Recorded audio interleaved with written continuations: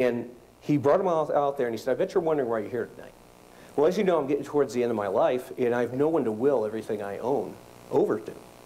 So I hand-selected 50 of you to come out here. And what I'm doing is I've stocked this Olympic-sized swimming pool with alligators. And at that point, you can see the alligators are all wrestling around in there, and all 50 of them took a step back, and they're a little scared now. And he said the first young man or woman that dives in this end of the swimming pool and makes it out the other end, the full length of the swimming pool alive, gets their choice of one of three things. Number one, I'll write you a check for $1 million. I'll just actually transfer it to your account. No questions asked. If you don't want that, then you got to forego that. And number two is you get 100 acres of my best land. Well, as you know, 100 acres of land is worth well more than $1 million, but it'll take you longer to realize that gain. You got to sell it, and with the state of the economy and real estate and all, it may take you a little bit longer, but it's a lot more wealth. Or you can bypass all that, and you could be my right hand in my company, be the president of my company and the rightful heir to everything I own. I may live a year, I may live another 10 years, we don't know. It may take you a lot longer to realize that gain, but it's certainly a lot more wealth and a long-term secure future than what you have today.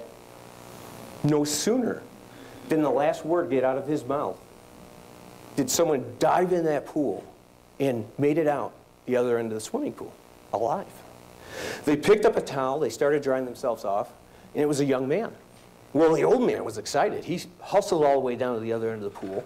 49 other people scurried with him. He gets there and he says, young man, you are it. You are the chosen one. He goes, do you want the $1 million? And the young man very confidently just kept telling himself off, and he shook his head and he said, no. I said, okay. And he's getting a little bit more excited. He says, do you want the 100 acres of my best land? The young man again says, nope, and keeps drying himself off very confidently.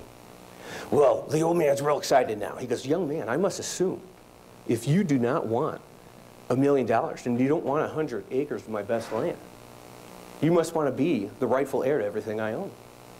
And the young man said, nope. Now everyone was confused, and the multi-billionaire said, young man, if you don't want those three things, what is it that you do want? And he said, I want to know the name of the dude that pushed me in the other end of the pool. Now, would we agree that that young man was motivated?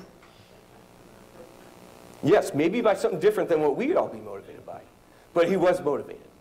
And the point of that story is we're all motivated by different things. You all showed up here today for a different reason. So pick your motivation, choose what that is, try and find one thing that you can learn and apply after this event that'll really move the needle and produce the results that you're looking for. And this will be a good use of your time and money spent. And so that's my hope for you.